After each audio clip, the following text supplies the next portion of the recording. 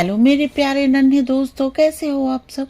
बच्चों, आज जो कहानी मैं आपके लिए लेकर आई हूँ उस कहानी का शीर्षक है लालची चिड़िया। तो ये कहानी शुरू करते हैं। एक जंगल में पक्षियों का एक बड़ा सा दल रहता था। रोज सुबह सभी पक्षी भोजन की तलाश में निकलते थे। पक्षियों के राजा ने अपने पक्षियों को कह रखा था, जिसे भी भोजन दिखाई देगा वो आकर अपने बाकी साथियों को बता देगा और सभी पक्षी एक साथ मिलकर दाना खाएंगे। इस तरह उस दल के सभी पक्षियों को भरपूर खाना मिल जाता था। एक दिन भोजन की तलाश में एक चिड़िया उड़ते उड़ते काफी दूर निकल गई। जंगल के बाहर रास्ते तक आ गई। इस रास्ते में गाड़ियों में अनाज भरकर बोरे मंडी जाया करते थे।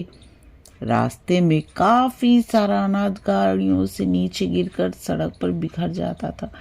चिड़िया गाड़ियों में अनाज के भारी बोरे देखकर बहुत खुश हुई, क्योंकि अब उसे और कहीं जगह तलाश करने की जरूरत नहीं थी।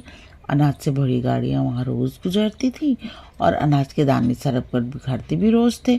चिड़िया के मन में लालच आ गया।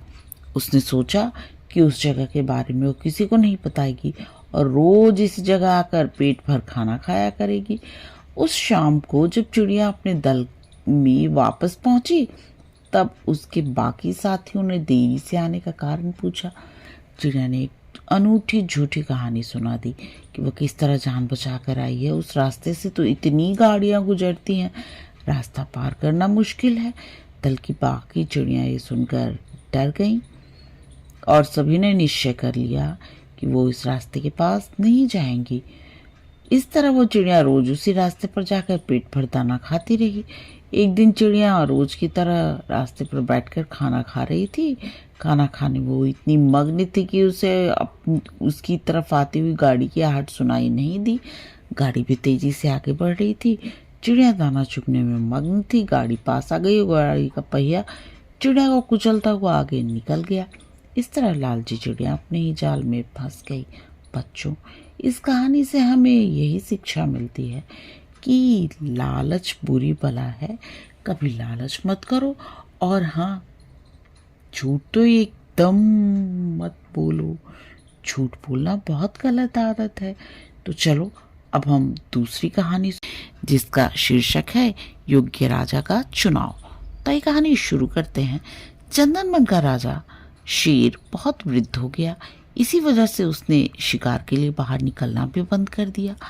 वह अब और अधिक वन पर शासन नहीं कर सकता था और इसी वजह से वन में बहुत अशांति पैदा हो गई।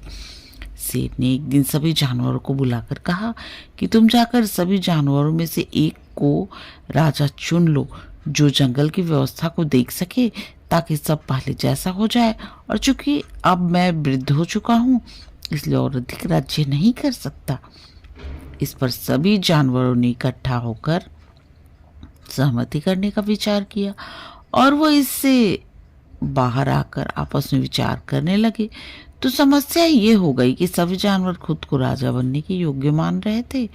तो इस पर सभी ने अपने अपने मतभेद भी जताए थे।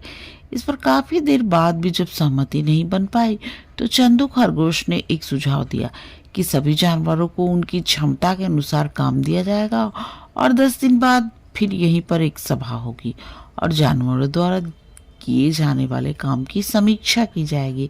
जिसने सबसे अधिक काम किया होगा वही राजा बनने के योग्य होगा। सभी जानवरों को उनकी जिम्मेदारी दे दी गई और मोटे हाथी को जिम्मेदारी मिली, वो थी बड़े बड़े पत्थरों को गड्ढे में डालना। 10 दिन बड़ी आसानी से बीत गए। सभी जानवर इकट्ठा हुए तो देखा कि मोटू हाथी को छोड़कर सभी लोगों ने अपना काम कर लिया है। तो वे लोग दुविधा में हो गए। ऐसे में पक्षीराज गरुड़ ने मतदान करने की सलाह दी, तो सब इसके लिए राजी हो गए। मतदान हुआ तो देखते हैं कि सबसे अधिक वोट जिसके पक्ष में पड़े हैं वो है मोटू हाथी। सबको बड़ी हैरानी हुई। तो एक चिड़िया ने आकर सबकी उलझन दूर की। चिड़िया ने कहा कि मोटू हाथी ने इसलिए गड्ढे में पत्थर नहीं डाले क्योंकि गड्ढे में उगे एक छोटे पेड़ पर मैंने अंडे दिए हुए थे और मोटू ने अपने राजा बनने की परवाह नहीं करते हुए मेरे बच्चों के जीवन के बारे में अधिक सोचा। इसलिए गरुड़ के ने मतदान का सुझाव दिया क्योंकि वे यही सोचकर उलझन में थे कि अब क्या करना चाहिए। उन्होंने सबकी उलझन दूर की। फिर गरुड़ आगे आए और उन्होंने कहा कि जो अपने लिए नहीं सोचकर दूसरों के लिए सबसे अधिक सोचता है वही राजा बनने के योग्य होता है। वहां मौजूद सभी जानवरों ने ध्वनि मत से हाँ में हाँ मिलाई और मोटू हाथी को वहां का राजा घोषित कर दिया। उसके बाद चंदन वन में फिर कभी अशांति नहीं हुई। बच्चों, अगर आपको ये कहानियां पसंद आई तो प्लीज़ मेरे चैनल को सब्सक्राइब करो और मेरे प्यारे नन्हे दोस्तों, आप आराम से सो जाओ और सपनों की दुनिया में खो जाओ। गुड नाइट मेरे प्यारे नन्हे दोस्तों, गुड नाइट।